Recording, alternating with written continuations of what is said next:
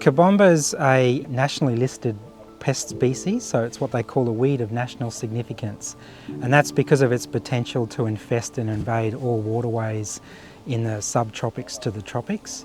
My name's Dr. David Roberts. I'm a senior scientist with Seqwater. I've been working on research into this weed for about 20 years.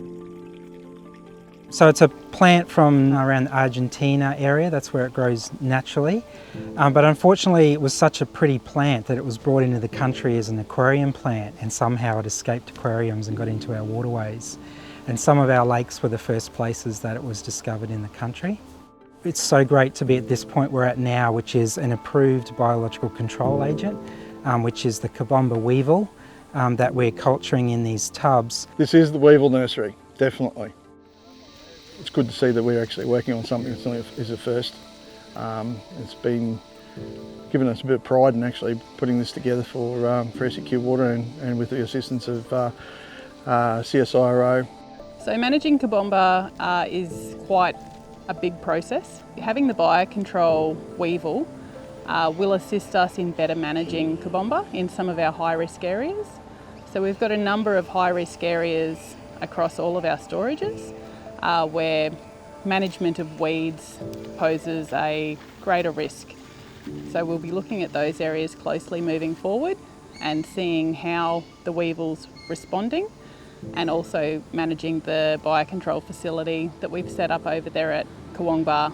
And we're hoping that that's going to be the low-cost, low-impact solution that enables us to control this weed across the whole lake and not have to do the manually intensive spot control things that we do now, like diver removal. It is the Australian first. So to be precise, it is world's first. Australia is one of the pioneers in weed biological control, using natural enemies to control weeds. So this idea of finding this weevil, it goes back to 2000. The CSIRO started searching for natural enemies in the native range, which is in Argentina. So that's where the cabomba came from.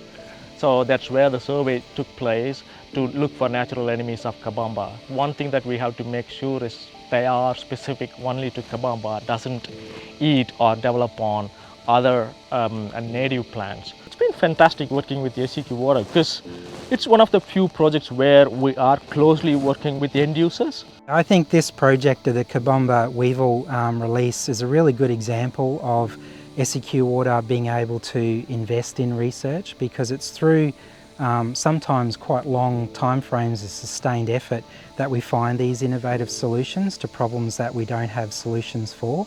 Ultimately, it will lead to cost savings for the business as well as risk reduction and improvements to the environment overall. So it's a pretty good example of a win-win type project of investing in this work and getting good outcomes.